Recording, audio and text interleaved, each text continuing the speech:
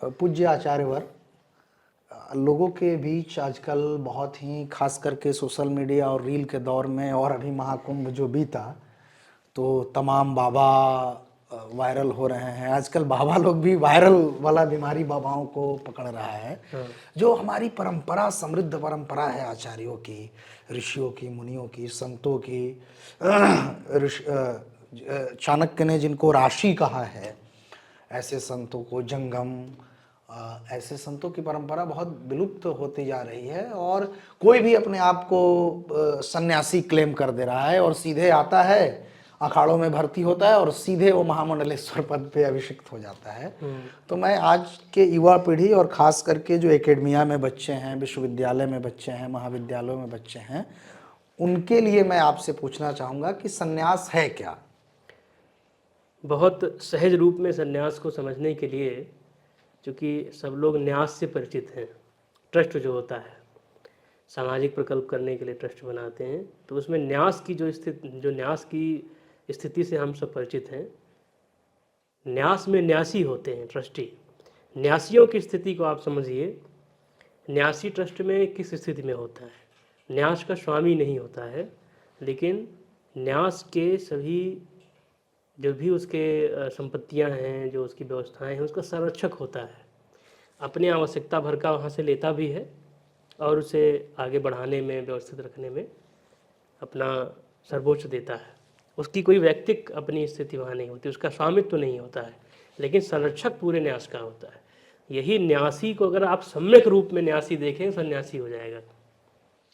सन्यासी का अर्थ यह है कि जो इसने अपनी व्यक्तिकता का विसर्जन कर दिया है, निर्वैक्तिक होकर के स्वामित्व भाव लिए बिना सबके संरक्षण का जो भाव लेकर के चलता है, वो सन्यासी है।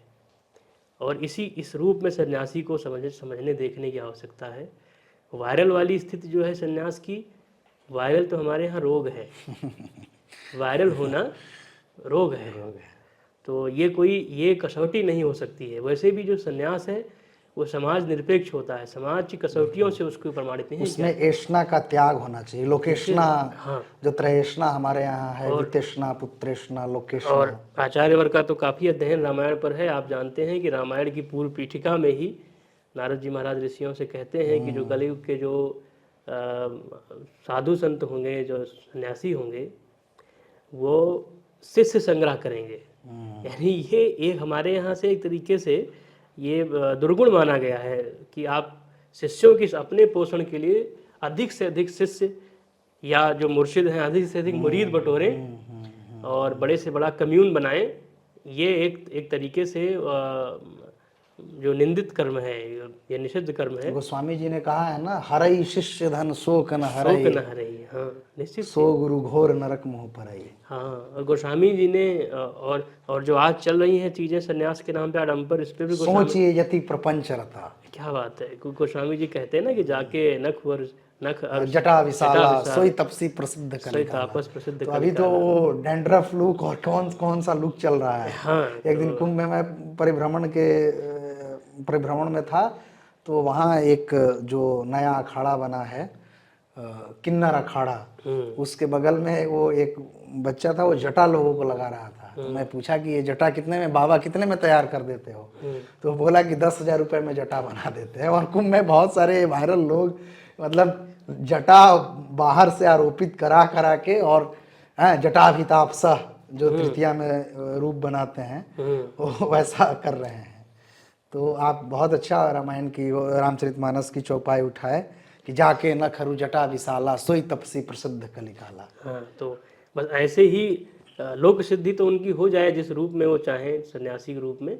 लेकिन सन्यासी होने का जो हमारे यहाँ भाव है, जो धर्मानुकूल धर्म की दृष्टि से जो होना चाहिए सन्यास, वो ऐसा ही होना चाहिए कि जिसमें अपनी व्यक्तिगत आग्रह नहीं है, जिसमें परिग्रह के भाव नहीं है व्यक्तिगत स्तर पे। वो संपूर्ण सृष्टि का संरक्षक की तरह संपूर्ण सृष्टि को देखता है, वही सन्यासी है। हाँ, लेकिन बस उसको ऐसे ही है जैसे पक्षी वृक्ष का आश्रय भी लेते हैं, लेकिन उसे किसी तरह का नुकसान नहीं पहुंचाते। लकड़हारा वाली दृष्टि नहीं होनी चाहिए वृक्ष का दोहन करने वाली। तो हमारे यहाँ सन्यासी जो, उसकी दृष्टि यही है। गीता की जो एक श्लोक है, विद्या विनय संपन्ने क्या बात, ब्राह्मणे गविहस्तिनि बहुत सुंदर। शुनि चैव स्वपाके च पंडिता समदर्शिना। तो वही क्या समदर्शिता, ये समदर्शी भाव जिसमें हो। बिल्कुल।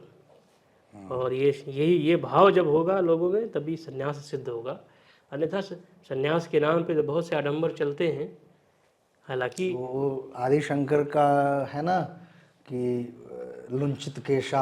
हाँ हाँ, तो इसका मतलब है कि उस काल में भी बहुत सारे ऐसे लोग रहे होंगे, बिल्कुल बिल्कुल, तभी हमेशा इस आडंबर रहे हैं। श्लोक का निर्माण हुआ होगा। हमेशा हमेशा जो है इस ऐसे आडंबर और रहे हैं। ख़ास तौर से स्मृतियों में जब हम देखते हैं तो स्मृतिकारों का ये निर्देशन है राजाओं को कि गलत लोग यदि दंड धारण किए, कषाय वस्त्र धारण किए, भिक्षा करते हुए पकड़े जाएं तो राजा उनको दंड दे। हाँ, और आचार्यवर में अक्सर एक विनोद भाव में कहता रहता हूँ, जैसे जो मुर्शिद होता है, मुर्शिद आचार्य को कहते हैं, तो मैं कहता हूँ लोगों को कि मुरीदों के सामने एक बड़ा संकट है कि वो मुर्शिद और मदारी में भेद नहीं कर पाता है। और मदारी इतना बढ़िया अभिनय करता है कि वही मुर्शिद लगता है। मुर्शिद लगता है, क्या बात। तो और जो साधु है सच में, उसकी साधुता तो आप लोग पर्यायों से परख ही नहीं सकते हैं। किए कुबेश साधु सम्मान है। हाँ, तो उसको आप उससे परख ही नहीं सकते।